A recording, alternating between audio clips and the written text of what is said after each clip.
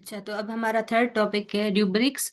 What are rubric? Assessment rubrics कौन से होते हैं और उसके टाइप्स कौन से होते हैं and why we use it, importance of rubrics. अच्छा, तो रूब्रिक क्या होता है? मैंने पहले भी आपसे पूछा था, तो आप लोगों को थोड़ा बहुत आइडिया तो हो गया होगा कि रूब्रिक जो होते हैं ये एक स्ट्रक्चर्ड, या हम कह सकते हैं कि एक एक्सपेक्टेशंस होती हैं स्टूडेंट्स के लिए, किसी असाइनमेंट या किसी टास्क के लिए, या फिर किसी भी प्रॉब्लम को सॉल्व करने के लिए, प्रॉब्लम बेस्ड लर्निंग के लिए। ठीक है, तो ये रूब्रिक होते हैं। तो रूब्रिक के अंदर जो है कुछ क्राइटेरिया दी जाती हैं, जो कि जिसके अंदर स्टूडेंट्स को वो आगे रखते हुए उस चीज़ों पर फोकस करना है या उन पर काम करना होता है। ठीक है, तो एक रूब्रिक में मतलब स्टूडेंट्स को पता चलता है कि what am I looking for, मुझे किस चीज़ की ज़रूरत है या किस चीज़ पर काम करना है उस प्रोजेक्ट के अंदर, and how good does it need to be, और किस तरीके से उसको मैं बेहतर जो है बना सकता हूँ। मतलब एक स्टैंडर्ड होता है रूब्रिक जो कि प्रोवाइड करता है, और टीचर जो स्टूडेंट को टास्क से पहले जो है एक रूब्रिक दे देती है कि आपकी जो प्रेजेंटेशन है उसके अंदर मैं ये चीज़ें देखूंगी। ठीक है, आपके जो असाइनमेंट है उसके अंदर ये चीज़ मैं देखना चाहूंगी। तो रूब्रिक एक क्राइटेरिया होती है, स्टैंडर्ड होता है, या फिर जो है स्ट्रक्चर्ड स्कोरिंग गाइड होती है। Have I started recording? Yes. उसके बाद हम रूब्रिक्स जो है वो क्यों यूज करते हैं, तो एक एज अ टीचर वो रूब्रिक इसलिए यूज करती है कि वो स्टूडेंट्स को मतलब एक क्लियर फोकस्ड और फीडबैक जो है प्रोवाइड करने के लिए वो रूब्रिक देती है, ताकि वो रूब्रिक आगे रखते हुए स्टूडेंट्स उस पर काम करें। और इसमें रूब्रिक में असाइनमेंट एक्सपेक्टेशंस होती हैं, जो कि स्टूडेंट्स को हेल्प करती हैं कि वो उस टास्क टास्क पर मतलब गेस ना करें, और अकॉर्डिंग टू दैट रूब्रिक उस पर काम करें।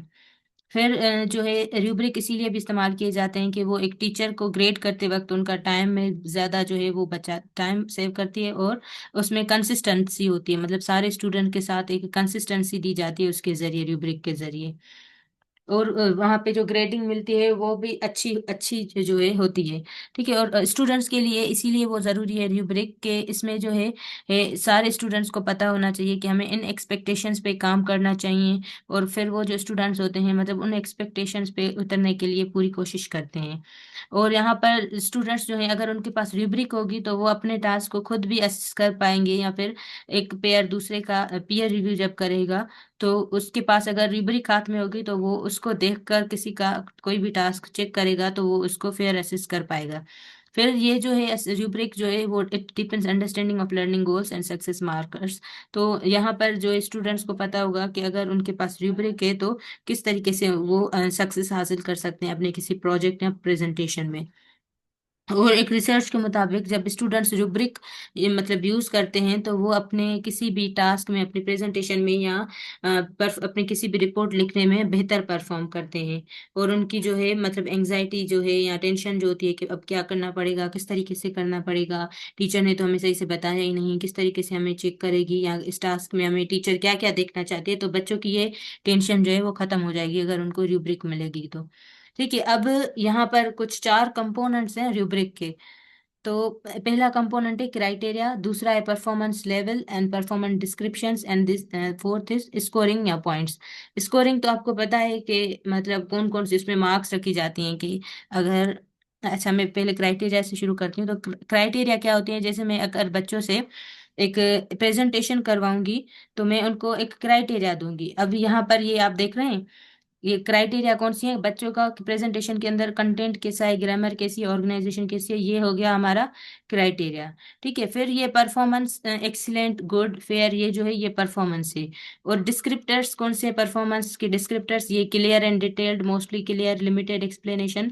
तो ये सारे जो होते हैं ये कंपोनेंट्स होते हैं। तो अब हम इनको थोड़ा डिटेल में पढ़ें कि क्राइटेरिया क्या होते हैं। क्राइटेरिया स्पेसिफिक एक्सपेक्टेशन एस्पेक्ट्स होते हैं या स्किल्स होते हैं जो कि टीचर उस प्रोजेक्ट के अंदर, उस परफॉर्मेंस या उस प्रेजेंटेशन के अंदर देखना चाहती हैं। जैसे कि कौन कौन से, एक प्रेजेंटेशन में अंदर बच्चों की कंटेंट नॉलेज कितनी है, उनकी ऑर्गेनाइजेशन कैसी है, या एक मॉडल उन्होंने जब बनाया तो उनकी क्रिएटिविटी वहां पर कैसी है, उनकी ग्रामर कैसी है, या प्रेजेंटेशन स्किल्स उनके कैसे हैं।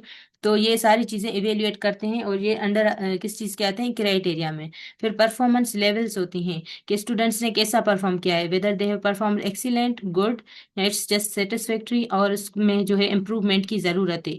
इसको हम ऐसे भी लिख सकते हैं, या फिर उसको हम कैटेगराइज करते हैं लेवल 4, 3, 2, 1।